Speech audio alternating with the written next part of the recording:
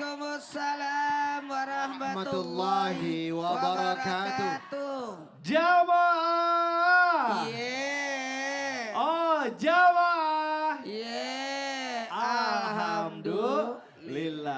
Alhamdulillahirabbil alamin wassalatu wassalamu ala asrofil anbiya'i wal mursalin wa ala alihi washabihi ajmain amma ba'du. Allahumma sholli ala sayyidina Muhammad wa ala ali sayyidina Muhammad.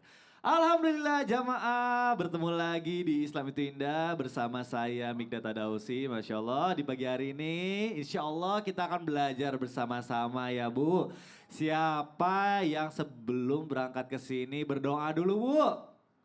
Waduh, Masya Allah keren ya Bu. Sama Bu, kita tuh setiap hari pasti berdoa sama Allah ya Bu. Minta apa yang kita inginkan. Nah, tapi doanya udah terkabul semua belum Bu? Nah, Masya Allah, ini kadang saya juga bingung nih, banyak juga yang nanya, ini kok saya udah doa tiap hari, udah mendekat sama Allah, tapi malah ujian datang gak habis-habis gitu ya, malah kok makin berat gitu ya. Nah ini ada yang salah antara kitanya atau cara menyampaikannya. Nah biar gak salah langsung aja kita bahas dalam tema kita di pagi hari ini. Jika tidak ingin terjadi, hati-hati dengan doamu. Masya Allah, boleh tepuk tangan dulu untuk tema kita di pagi hari ini. Biar kita jadi tahu gimana sih cara berdoa yang benar. Doa itu kan ibadah, ini udah doa malah salah, malah jadi hidup makin susah, bener gak Bu? Nah sebelum kita bahas lebih dalam, saya mau ajak lu jamaah untuk nonton dulu ada tayangan mengenai saat orang tua harus ikhlas saat ditinggal sang anak. Kita saksikan sama-sama, silakan. Ya Allah, ini karena mungkin saya udah punya anak jadi relate banget kalau misalnya lihat video orang tua kehilangan anak tuh tiba-tiba kalau pulang ke rumah langsung pengen peluk anak gitu. Tapi diliatin gak? Iya, iya. Terus saya langsung ke skip. Gak kuat tapi emang kadang perlu supaya kita tuh sadar ya Allah tadi selama ini kayaknya habis marah-marah sama anak nih ya. Kita gak tahu sampai kapan kita bisa sayangin anak kita. Ustaz Jam izin bertanya nih masih berkaitan sama tema kita di pagi hari nih. Kalau kita misalnya ditinggal ibu itu kan disebut piatu gitu ya. Kalau misalnya kita ditinggal ayah yatim. Tapi gak ada sebutan katanya orang tua yang ditinggal anaknya terlebih dahulu. Nah Ustaz Jam bener gak sih? Kalau kita ditimpa ujian itu, ada mungkin kesalahan kita dalam berdoa. Kadang kita tuh kalau berdoa nih, saya tuh sering bilang, ya Allah berikanlah aku kekuatan gitu ya. Nah, bener nih ujian datangnya makin kencang nih supaya kita bisa makin kuat. Apa harusnya tuh doanya, ya Allah berikanlah aku kemudahan atau jangan dikasih ujian kalau bisa. Nah ini sebenarnya doa yang bener tuh kayak gimana biar gak salah Ustaz. Mohon penjelasannya guru, silakan. Baik, bismillahirrahmanirrahim. Tabi guru kami Ustaz Maulana Habib Utsman, Mas Mikdad, para alim ulama, guru-guru kami yang dimuliakan Allah Subhanahu wa taala. Al-Qur'an surah Thaha 25 sampai 28. A'udzu billahi minasy syaithanir rajim. قال رب اشرح لي صدري ويسر لي أمري واحلل عقدة من لساني يفقه قولي. Nabi Musa alaihissalam dan Nabi Harun alaihissalam, dua orang nabi yang bersaudara yang diperintahkan oleh Allah Subhanahu wa taala untuk mendakwahi seorang raja yang sangat bengis yaitu Fir'aun laknatullah alaih. Lalu Nabi Musa alaihissalam memohon kepada Allah Subhanahu wa taala bukan kekuatan. Bukan Nabi Musa alaihissalam meminta, berikan saya magic ya Allah, berikan saya sihir, saya akan menghadapi orang-orang yang jago sihir.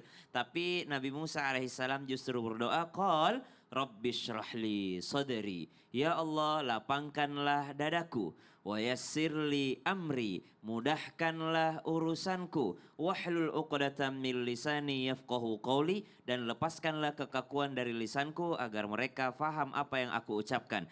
Maka subhanallah dari sini kita mengambil pelajaran, berarti bukan kekuatan yang diminta tapi kemudahan dalam urusan. Karena la haula wala quwata illa billah, jangan bersandar kepada kekuatan diri sendiri. Karena kita memang manusia, la haula, tidak ada daya, wala quwata, tidak ada kekuatan illa billah, kecuali kekuatan dari Allah Subhanahu wa taala, dan kekuatan itu hanya milik Allah Subhanahu wa taala. Maka yang kita minta, mudahkan ya Allah, mudahkan urusanku ya Allah. Nabi SAW juga diajarkan kepada kita, Allahumma la sahla illa ma ja'altahu sahla wa anta taj'alul hazna idza syi'ta sahla. Ya Allah, tidak ada kemudahan kecuali Engkau yang berkehendak membuatnya menjadi mudah gitu. Dan Engkau sangat mampu untuk mengubah sebuah kesusahan, sebuah kesedihan, sebuah keresahan menjadi kemudahan bagi kami. Jadi yang kita minta kemudahan urusan, bukan kekuatan, supaya kita sadar kita ini nggak punya kekuatan, yang punya kekuatan hanya Allah Subhanahu wa taala. Waduh, Masya Allah, ini esensinya bagus banget. Jadi kalau kita berdoa itu kayak kita mengakui bahwa tiada kekuatan yang lebih kuat daripada Allah. La haula wala quwata illa billah. Masya Allah. Baik, terima kasih guruku, Siap. Ustaz Syam. Boleh tepuk tangan dulu dong, Bu. Waduh, tema di pagi hari ini penting banget ya. Karena ini masalah doa nih. Ini karena kita nggak tahu nih mana yang benar, mana yang salah cara berdoa kita. Atau memang kitanya yang terlalu transaksional sama Allah. Baik, akan kita lanjutkan lagi. Tapi sebelumnya saya mau ajak dulu jamaah untuk nonton dulu. Ini ada tayangan mengenai kocak momen seorang pria ngomong bahasa Arab dikira berdoa dan malah diaminin. Yuk kita saksikan sama-sama. Silakan. Biar nggak salah nih. Ini kan saya nggak ngerti, saya juga nggak ngerti ya bahasa Arab. Tadi itu sebenarnya orangnya lagi ngomongin apa sih, Bib? Itu ceritanya. Iya. Dia lagi mau benerin tempat itu. Oh, mau Tapi renovasi. di situnya ada keberkahan, di dalamnya ada doa juga. Ada nggak doa juga, jadi nggak salah. salah diaminin ya. Iya. Nah, tapi ini penting nih buat kita belajar bahwa kalau misalnya bahasa Arab itu nggak semuanya berarti ya doa gitu ya. Kalau misalnya orang Arab lagi ngomong itu berarti kita juga jangan asal aminin. Kalau gimana kalau dia lagi ngomongin yang buruk-buruk ya. Betul. Jadi kita harus belajar juga ya sedikit banyak. Nah tapi ini penting nih Bib karena berkaitan sama tema kita di pagi hari ini. Jadi kalau misalnya nih kita asal amin aja itu juga membahayakan katanya Bib ya. Karena takutnya itu berefek sama doa yang kita minta Bib. Terus juga aku tuh kadang nih ya, ini jujur nih kalau lagi ngetik nih ya, yang bener itu amin itu A-nya berapa atau itu ngaruh gak sih sama Allah ijabah sama kita atau enggak. Nah ini AAMIIN. itu yang bener ya? Itu yang benar. Masya Allah, baik Bib. Langsung aja mohon penjelasannya Bib, silakan.